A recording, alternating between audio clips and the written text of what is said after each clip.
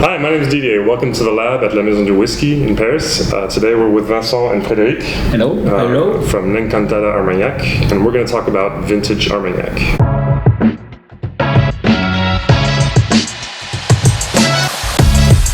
Okay, so today we're going to do this in French because we have these gentlemen coming from Gascogne region. Yes. There'll be subtitles, so make sure you check that.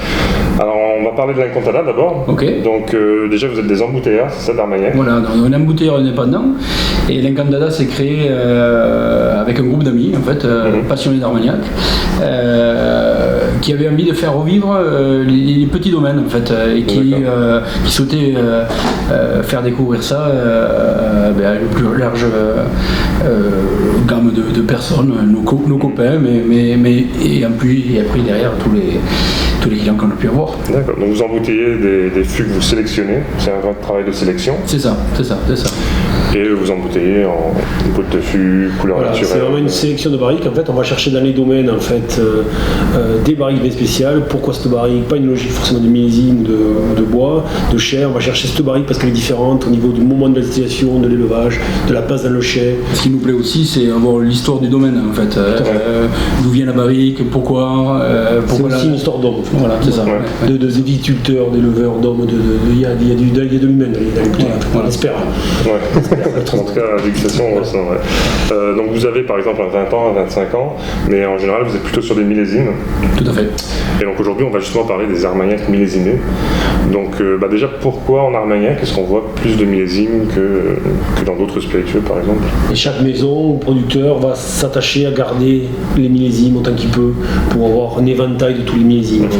Il y a vraiment une logique de mise en élevage, on va dire entre guillemets, des millésimes. C'est-à-dire qu'on va isoler nos barriques par millésime et on va assembler le moins possible. Voilà. D'accord. Et puis oui, c'est pas. On assemblera si on a besoin de produits d'assemblage, mais on gardera toujours on assemblera à partir des millésimes. C'est un état d'esprit dans le chai déjà de séparer bien des millésimes.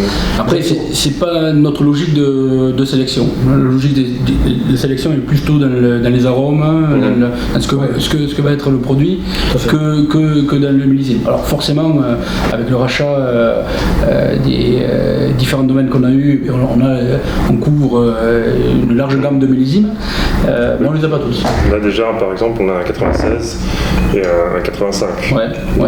Ça va assez loin. Voilà, on peut monter 70 dans les années 60. D'ailleurs, dans la réglementation, je crois qu'il y a un minimum pour l'Armagnac. Oui, tout à fait. C'est 10 ans au minimum pour avoir le droit d'appeler un millésime. En fait. Voilà, donc du moment que c'est un millésime, on sait que ça a au moins 10 ans. Tout à fait. Souvent beaucoup plus.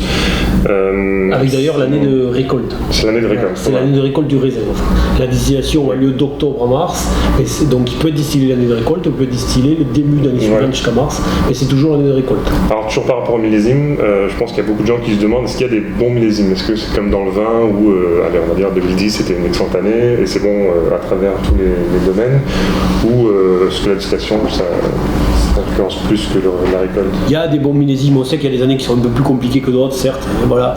Mais c'est pas parce qu'en fait on va avoir un bon millésime en vin, pour du vin de table, où on va avoir des conditions de maturité, où on va aller chercher sur le raisin en fait une belle maturité en fin de. Ça se passe surtout en fin de vendange, c'est-à-dire en mois d'août, mois de septembre intéressant, avec un peu de chaleur, où les raisins vont bien mûrir. Nous en fait dans l'Armagnac, on va aller plutôt chercher une acidité, en fait on va pas chercher tellement le degré, puisque l'alambic nous amène l'alcool. En fait, notre alambic à colonne en fait cher à l'Armagnac, et du coup en fait on va pas forcément aller chercher cette maturité là, on va plutôt aller chercher un terroir. Donc les bonnes années à 20 en fait font pas forcément des bonnes années à l'Armagnac, inversement aussi. Alors pour répondre, alors ça va être une réponse de Gascon, mais en fait il n'y a pas forcément de bonnes années millésimes, il n'y a pas forcément de mauvaises, mais c'est vrai comme dit Frédéric, il y a tellement d'éléments qui rentrent en jeu. Bon, on sait qu'il y a des meilleures années que l'autre en Armagnac, mais en général non. Si on a plus facile, mais en termes de si on a une très jolie distillation, beau terroir, on a un beau terroir en Gascogne. Si on a une jolie distillation, si on a un joli chêne, une bonne barrique, en principe on fera quand même un joli Armagnac, même si l'année n'était pas. Donc voilà, si vous avez une mauvaise année en vin, vous pouvez acheter du carré. Tout à fait, voilà. Ça c'est peut-être le bon conseil. Voilà. Merci beaucoup d'être passé pour nous. Merci Didier. Merci Didier. L'information. Si vous avez aimé, donnez-nous un pouce bleu. N'hésitez pas à nous suivre aussi.